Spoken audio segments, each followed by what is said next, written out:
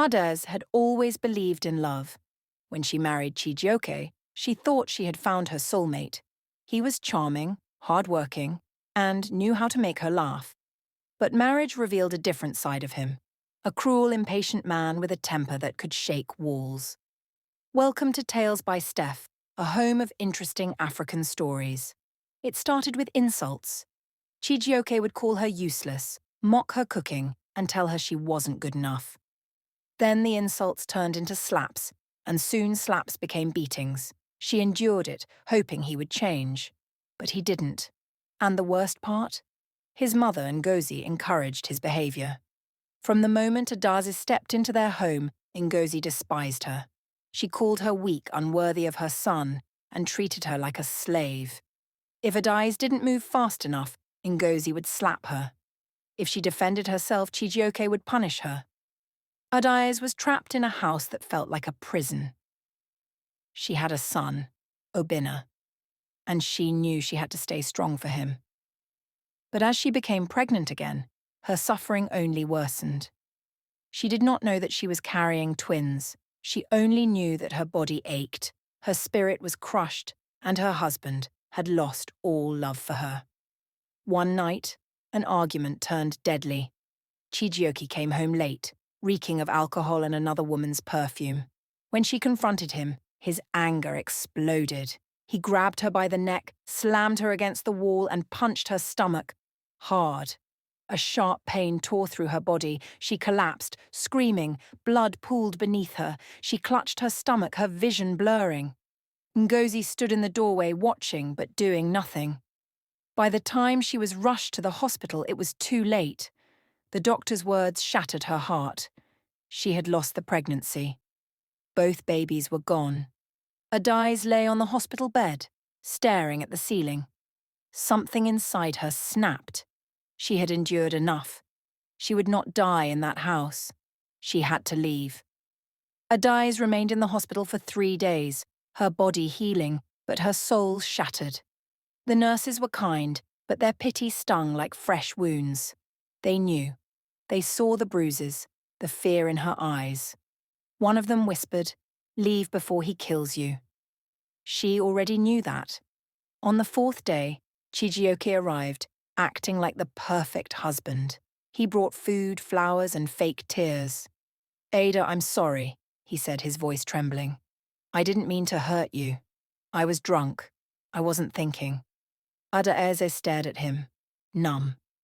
He wasn't sorry. He was only afraid of what people would say. Ngozi sat beside him, arms crossed, watching Adaeze like a hawk. When the doctor walked in, she spoke first. "My daughter-in-law can be very careless," Ngozi said with fake concern. She must have slipped. Adaeze clenched her fists. Careless? She had lost her children because of them. The doctor looked at her. His eyes softened. "Is that what happened, Adaeze?" She opened her mouth but hesitated. If she told the truth, what would happen next? She had no money, no place to go. Chijioke would retaliate. She forced a nod. "Yes, I slipped." The doctor sighed but said nothing. He knew she was lying, but he also knew the truth wouldn't save her.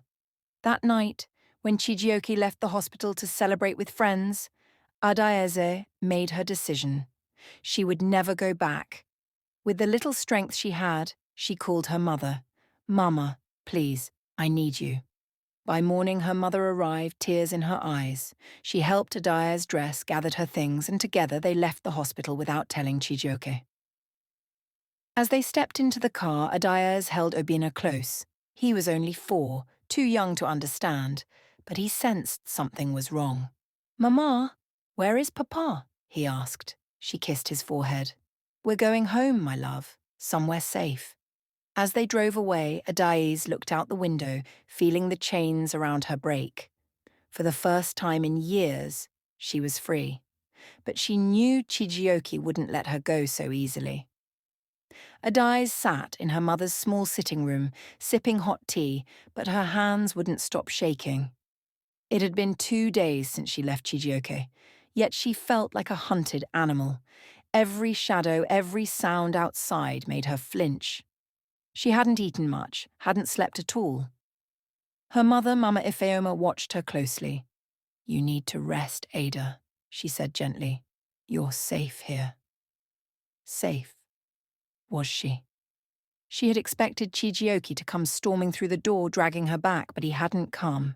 Yet. Then, on the third morning, the calls started.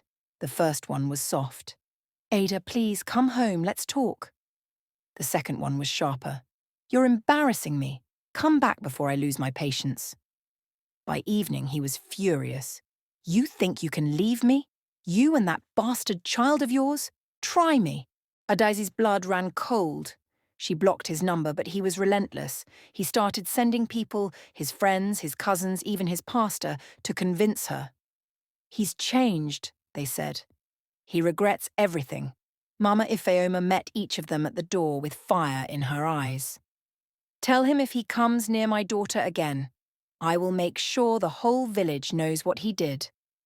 But Adaeze knew words wouldn't stop him. That night, she held Abina close, whispering prayers over him. She had to be strong, not just for herself, but for her son. The next morning, she went to a small tailoring shop in the market. The owner, Madame Abele, had been her mother's friend for years. "I need work," Adaeze said. Madame Abele studied her, then nodded. "Come tomorrow. You start at dawn." It wasn't much, but it was a start. But just as Adaeze stepped out of the shop, her heart stopped. Standing across the street, watching her with dark, burning eyes, was Chijioke. He had found her. Adaeze's breath caught in her throat. Chijioke stood across the street, his arms folded, his sharp eyes locked onto her. He didn't move, didn't speak. He just watched. A slow, sickening smile spread across his face. She turned quickly and walked away, heart pounding. He wouldn't dare cause a scene in public, would he? As she neared home, her hands trembled so badly she struggled to unlock the door. She rushed inside and bolted it shut, pressing her back against the wood, gasping for air. "Mama, he found me," she whispered. Mama Ifeoma frowned but didn't look surprised. "I knew he would." That night, sleep was impossible. She kept imagining his face, his eyes full of rage and control. Would he come here? Would he try to take Abina? And then, at midnight, the knocking started. It was soft at first, then louder, then banging. "Adaeze!" Chijioke's voice roared from outside. "Open this door! Open it now!" Abina whimpered in his sleep, and Mama Ifeoma grabbed Adaeze's wrist. "Say nothing." The banging continued for minutes, then silence. Footsteps retreated. Adaeze exhaled shakily. But she knew this wasn't over. She needed to act before he did. The next morning, Adaeze knew she couldn't keep living in fear. She had taken the first step by leaving Chijioke, but now she needed to ensure he never had power over her again. "We need to leave," she told Mama Ifeoma, as they sat in the kitchen. Her mother nodded. "Where will we go?" "Auntie Uju in Enugu," Adaeze said. "She'll take us in." Mama Ifeoma agreed immediately.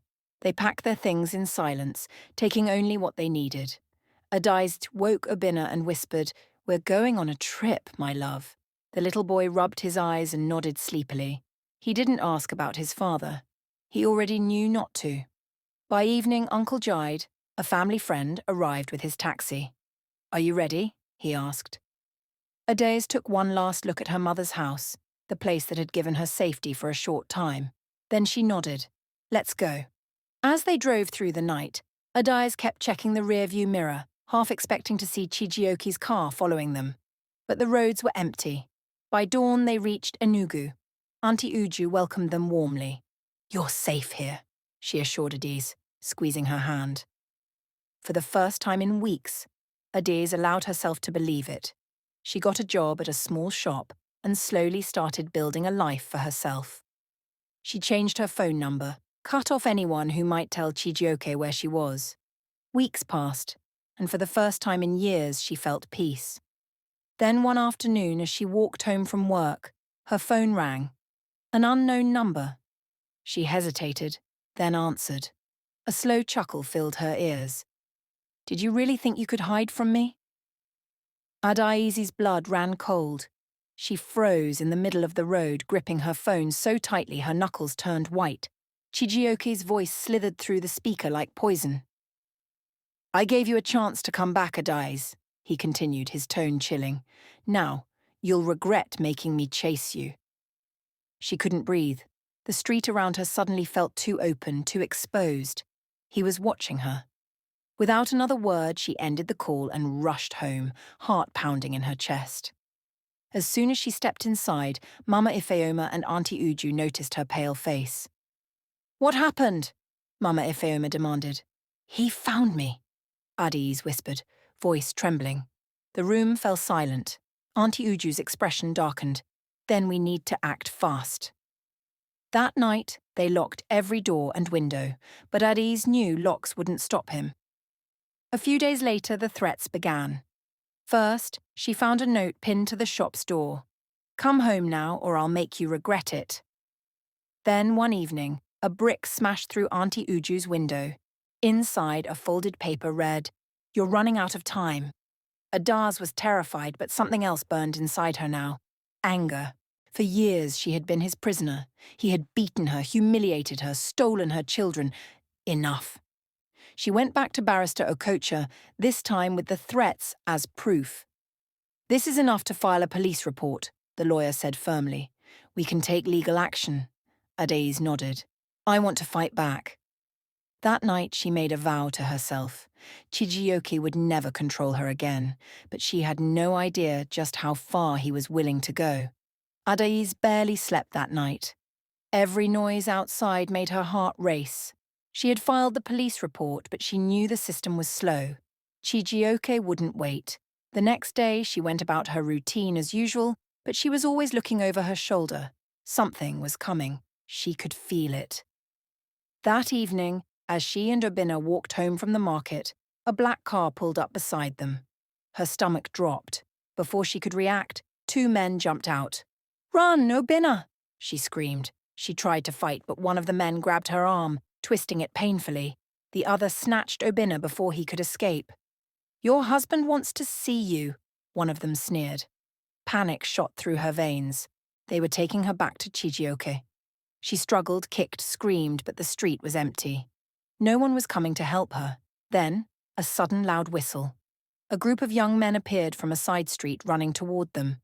Auntie Uju had warned the neighborhood about Chijioke. They had been watching. The kidnappers panicked. The one holding Obinna shoved him to the ground and jumped into the car. The other let go of Adaeze and ran. The car screeched away. Adaeze dropped to her knees, pulling Obinna into her arms, sobbing. They were safe, for now. That night, the police finally took action. They raided Chijioke's house, but he was gone. Adaeze knew one thing: this fight wasn't over. Not yet. Adaeze knew that as long as Chijioke was free, she and Obinna would never be safe. The failed kidnapping had only proven how desperate he was. If she didn't stop him, he would come again. The next morning, she met with Barrister Okocha and the police commissioner. "We need to find him before he finds me," she said firmly. The police began searching, but Chijioke had gone into hiding. Weeks passed, and while Adaeze tried to focus on rebuilding her life, the fear never left. She was always waiting for the next attack. Then, one evening, as she was closing the shop, she heard footsteps behind her. She turned. Chijioke stood there. His eyes were dark with fury, his face twisted in hatred. "You think you've won? Adaeze?" he spat. "You ruined my life. You turned my own son against me." Adaeze didn't move. She was done running. "I ruined your life?" she said, her voice steady. "You ruined your own life, Chijioke. You killed our children. You beat me. You tried to take my son." His hands curled into fists. "You are mine. You will always be mine." Adaeze laughed, a bitter, fearless laugh. "I was never yours, Chijioke, and I will never be afraid of you again." His face twisted with rage, and he lunged at her. A gunshot echoed through the night. Chijioke froze. Behind him, the police stood with their weapons raised. One officer stepped forward. "Chijioke Okafor, you are under arrest for domestic violence, assault, attempted kidnapping, and multiple threats against Adaeze Okafor. For the first time, fear flickered in his eyes. No, this isn't over. But it was. The officers dragged him away. Adaeze stood tall, watching, unshaken. It was over. Days later, she stood in court as the judge sentenced Chijioke to 15 years in prison. When she walked out of the courtroom, the sun was shining. Obinna ran into her arms. "Mama, is the bad man gone?" She smiled, kissing his forehead. "Yes, my love, he's gone." She had fought, she had survived, and she had won. Thanks for watching. Please like, comment, and subscribe.